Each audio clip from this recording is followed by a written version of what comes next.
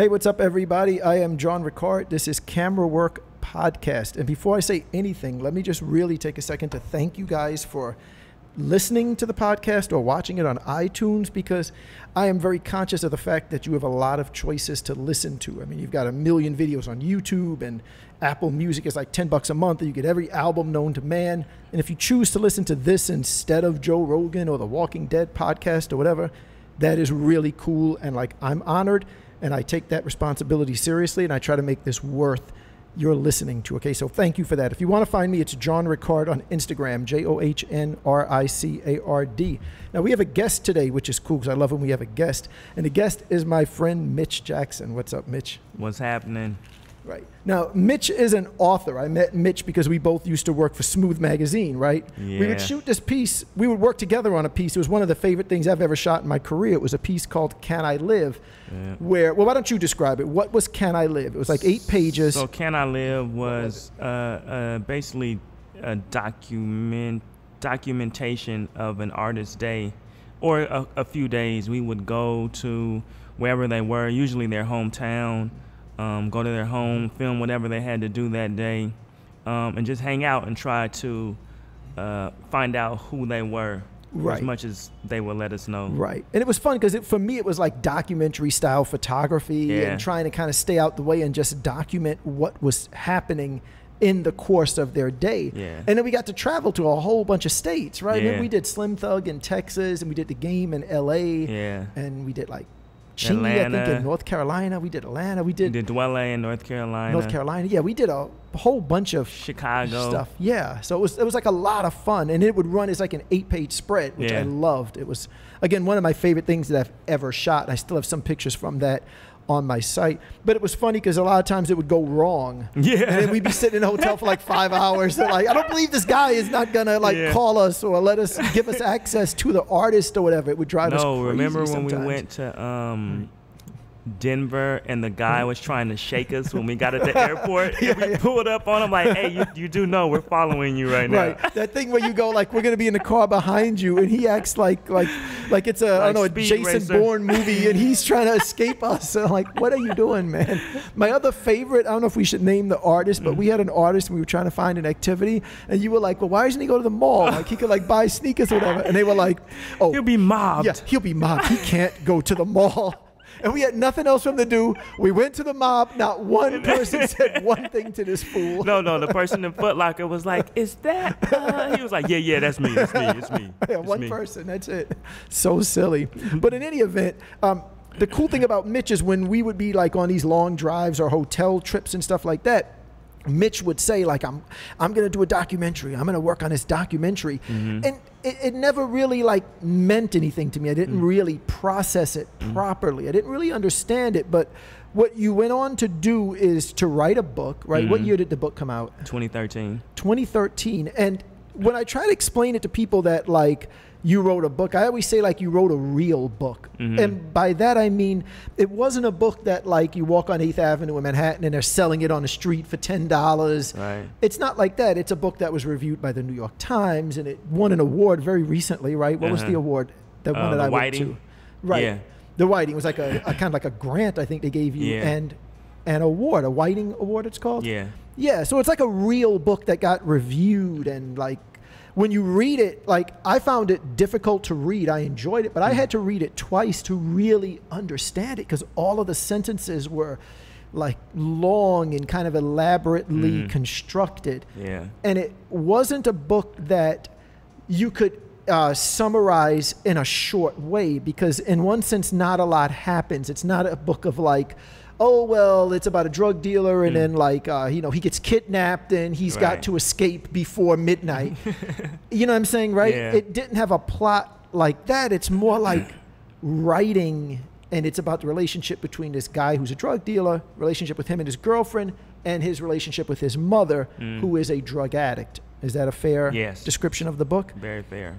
Right. So I enjoyed it a lot. Like I said, I actually read it twice, and I've recommended it to people and stuff like that. And I saw someone reading on a train one time, and I like, I took a picture. I'm like, that's like so cool. I'm like, my name's in that book, you know. So it was cool. But in any event, the reason that I wanted you on the podcast is because I think what you're doing now is very interesting, right? So you're working on your second book, which I think is a collection of essays. Is that right? Yeah, oh, no, it's not the essays anymore. Narrative. No, we're just calling it nonfiction, narrative nonfiction. Okay. So they're, instead of essays, they're called chapters. Right. And yes. then just, what is the book about that you're working on now? It's called Survival Math, and it is about, I don't want to say use, but I'm employing members, the intimate stories of members of my family, struggles really, to speak to larger issues in the community, but really larger issues in I guess the country. So I'll take like an uncle who's spending life in the penitentiary and use his story to talk about incarceration. I'll talk about my mother's struggle with addiction, and use that to talk about the struggle of addiction at large. So I'm trying to take the personal and by really honing in on not only what's happening to them, but the context of how I imagine it came to be. Speak to something larger than them. Right, and I know you had an interesting thing you mentioned one time. I don't know if it was an interview or whatever that I saw it, but you were talking about some of the issues you had with your mom, where you were telling a little bit of her story in the fiction book, The Residue Years. Yeah. And your mom's kind of like, hey, that's my story, and then right. your response is like, hey, it's my story too. Yeah. Because it affected me. You're right. my mom. So, but I think that's kind of what you're doing again now is yeah. like their story, how that affects you, how it just affects the community, period. Yeah. And you always have like Oregon, Portland rather, is kind of a little bit of a focus of absolutely what you write. A focus. Yeah. Right, which is cool. But the thing that I find interesting is this, and this is what I would really want to communicate to photographers, which is the primary audience for this podcast. Mm-hmm. Because, see, I think there's been a huge change in just the world for photographers in the last 10 years. Because this, the way it used to work before was like, someone had an idea for a picture. Now that could be something complicated, like them going like, here's a model, she's wearing the latest fashion and she's in Africa and she's near an elephant. It could be something really complicated. Right. Or it could just be something as simple as like, we signed an artist and we need a picture of him signing the contract. But the problem was nobody could take that picture. Right. Like it would be like a bunch of like the apes at the beginning of 2001 looking at the obelisk and they get the bones and they don't even know that they can use this as a weapon. They don't know. Everybody's looking at a camera like, how do you work this? And you as a photographer, or in this case me, could come in and work in a camera was simple. Right. And I made a ton of money on some really simple shots. Like I've shot people signing contracts, $500, I'm there half an hour. It's fantastic. Right. But the difference today is the technical part of photography has dropped off for a lot of types of shooting.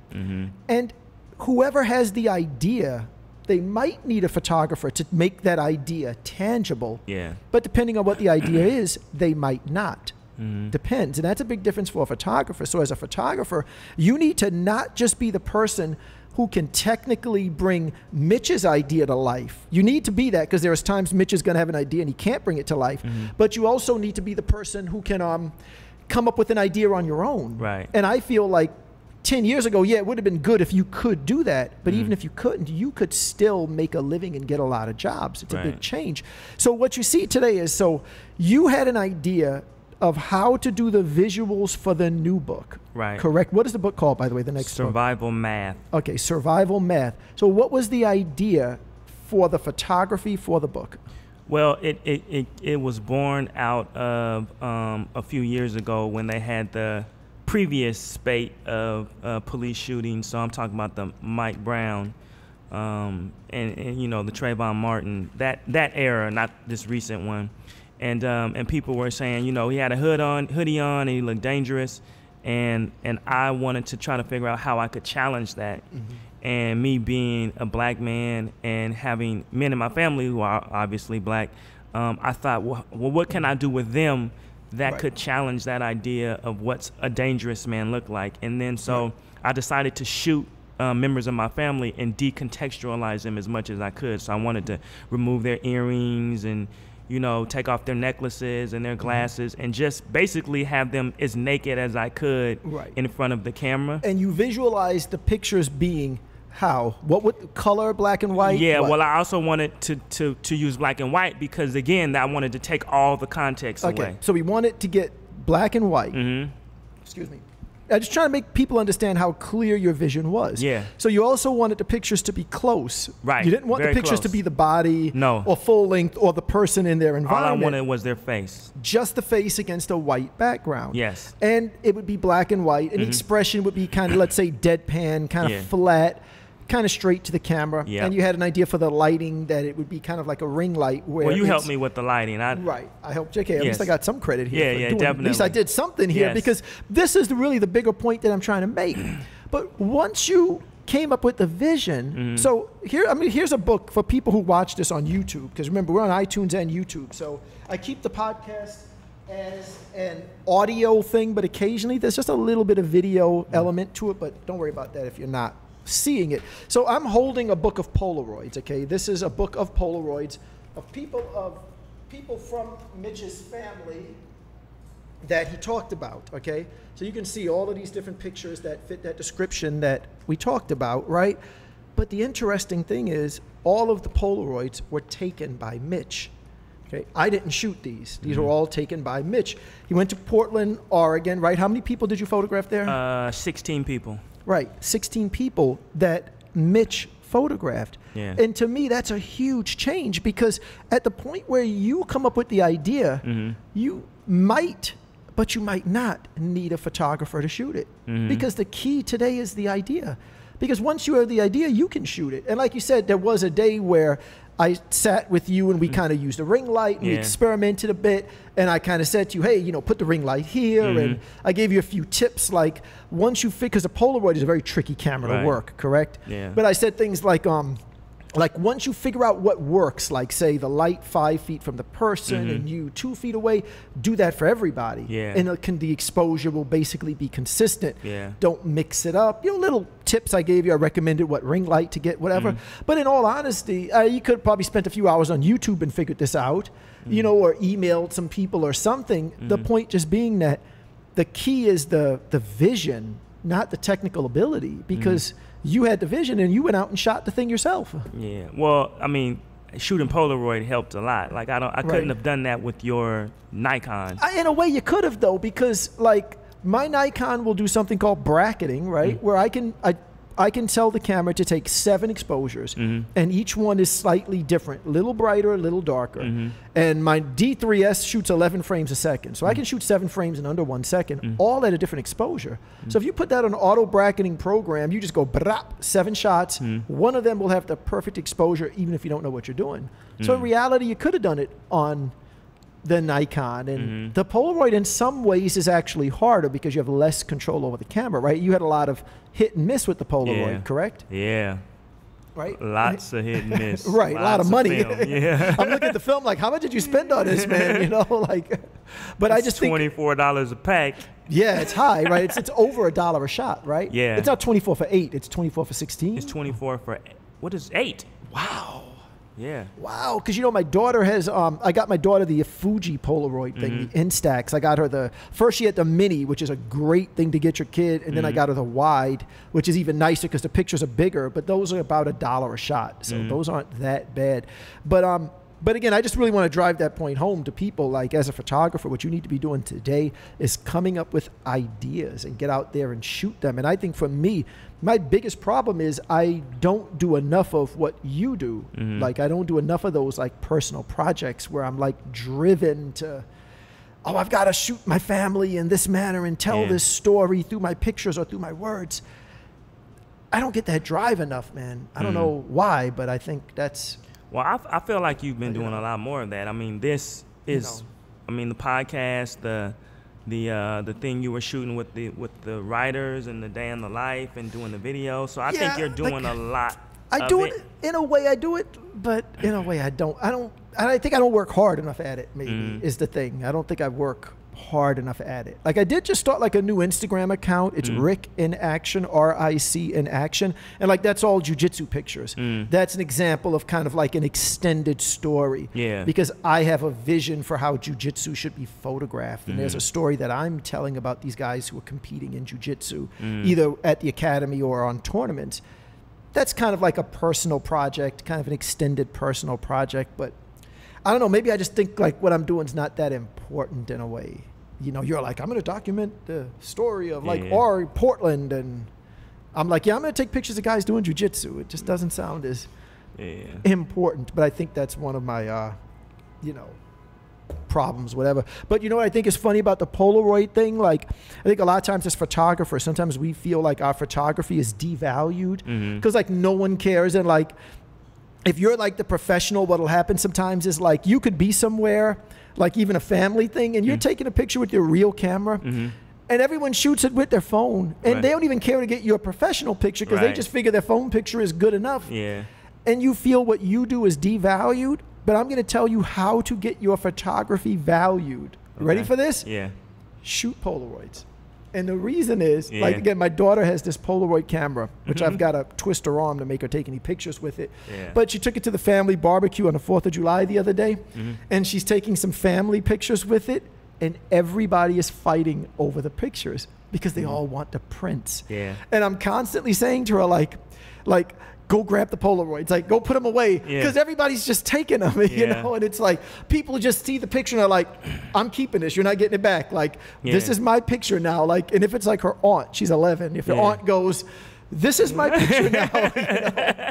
She's not in a position to really fight it. And I'm at my wife's family house. I can't fight it. I'm trying to get like free food and not look too tacky, just coming in and getting a lot of food and leaving, whatever, you know. So, but it was just so funny. At one point, she was walking with this stack of Polaroids, and she literally had like 6 kids following her, wanting to see the Polaroids and asking if they could have them. Well, it's new. No one's doing it. Nobody has prints. Well, they, like, they have the app, but it's a different thing to have like the physical. To have that physical print in your hand. And I'll tell her to have like the people sign them or write something on it. That was another thing you told me when I had, noticed I had all the guys sign and date the day that they shot. Yeah. So that's, you get that character to it, like, because it's a one-of-a-kind thing. There's only one copy of that. So I think that's a kind of cool way to value photography a bit. But I remember even in the old days, I would shoot Polaroids occasionally to test the exposure on the camera. You'd have a Polaroid back, so the Polaroid would look a lot like the real picture. It wasn't a separate camera. It's just a film back.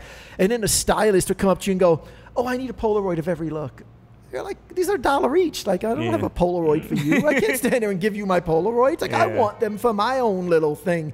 But you'd end up with that same thing. Everybody would be like fighting over the Polaroids, you know? So even back then, but if no one is valuing your work today, buy a Polaroid and you can get your work valued. Just $400, impossible project. It's impossible to afford. That's what I call it. That's the problem with it, you know? But again, I do think it's interesting that you have become a photographer in a way. You know what I'm saying? That because you're using the camera to tell the story. Your focus is on the story that you're trying to tell, not the tool. And I think some people like myself, we got into photography maybe not because we were trying to tell a story, but because we wanted to play with cameras. And then we're struggling sometimes to tell a story. And I'm just being honest for myself, and I see it with other guys where you're looking at their Instagram and you're like, you have nothing to say. It's just some pretty pictures, but you're not really saying anything. And I've said all the time, I've said on this thing a million times, some of the most interesting Instagrams that I see are from fashion stylists because they're looking at the world with a certain eye, which is fashion, and they're shooting the fashion. They're not shooting the girl or the guy or the artist or the model. They're shooting the fashion, and they're telling a story through their pictures, and the camera's just a tool, which is like what you're doing. You know? Last week, I was out to dinner with some people from TED, and one of them was this neuroscientist, and we started talking about value. And he was saying how value is really just a narrative, that people tell a story and then it builds a certain value in something that we kind of mistake for being intrinsic, but it's not. Like, diamonds aren't necessarily valuable. It's the story that we've told ourselves about diamonds and where they come from. We've made ourselves believe it. That makes them valuable. So it's kind of the same thing when you have a story that you're trying to tell, then it makes the art more valuable. You did something like a TED. What did you do with TED? I did a TED Talk. I don't know when it's going to come out or if it's going to come out, but I did a TED Talk, and I'm a TED Fellow.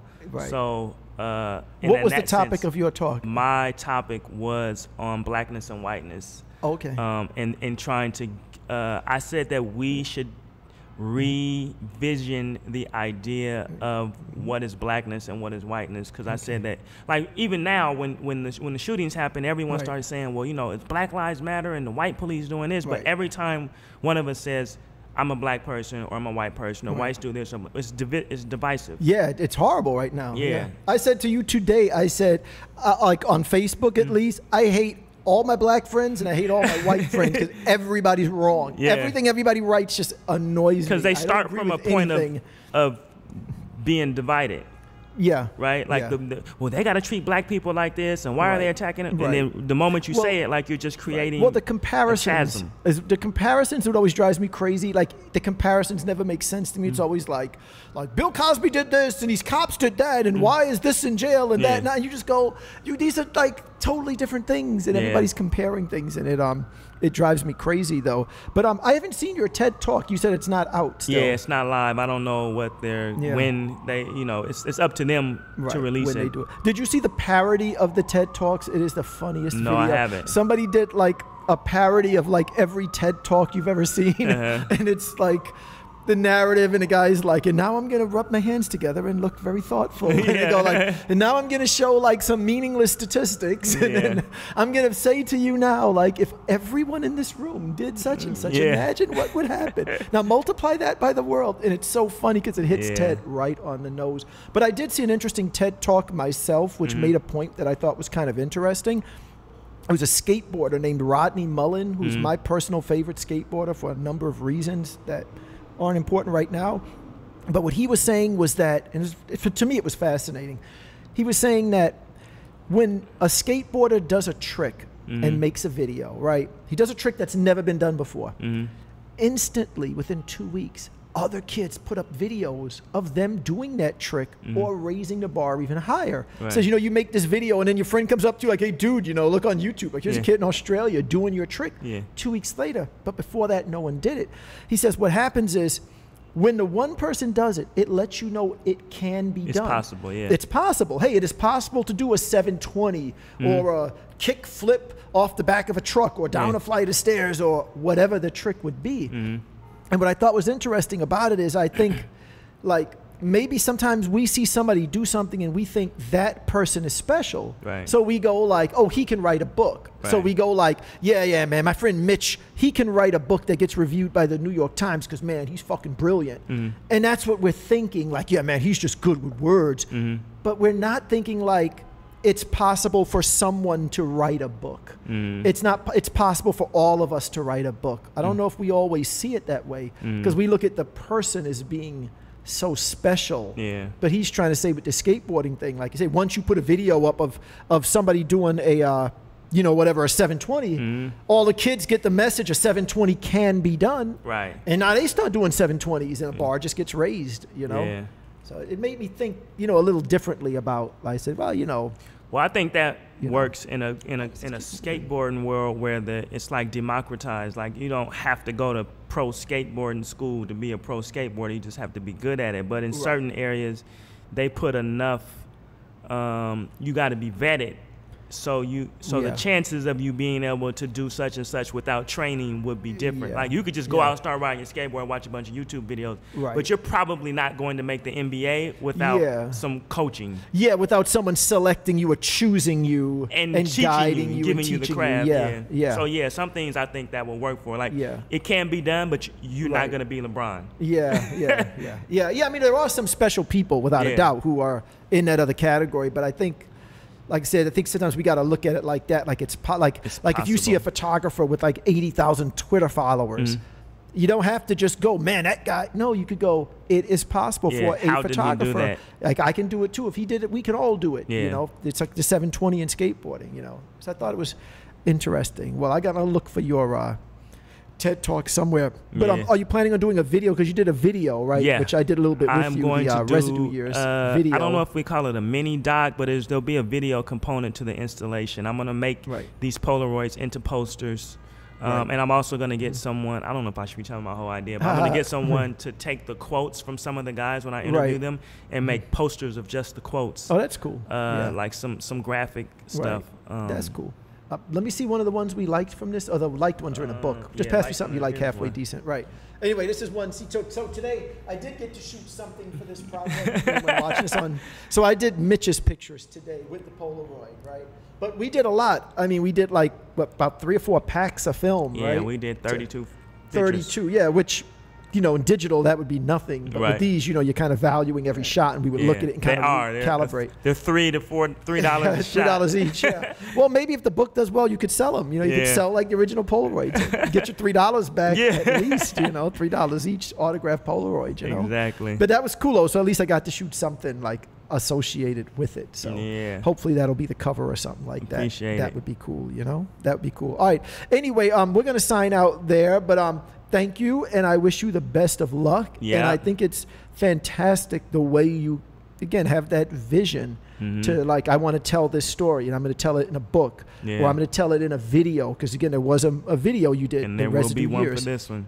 Right, and you want to do a video for this one, and you've already done the pictures for it. So I think that's cool, like I said, and I look at what you're doing, and it makes me say, man, I got to find a story that I care about a lot, or that's really important, and try to tell that story rather than, again, waiting for someone to call me and go, hey, we've got a story, come take pictures of it for us. Content creators.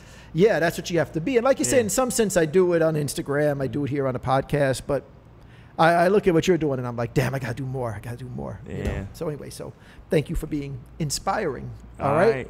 All right. Thank you. Where do they find you? What's the best way to find you? Probably Facebook or Instagram. I'm Mitch, M-I-T-C-H S Jackson, Mitch S. Jackson, I think on Instagram and Facebook. Right. Or my website.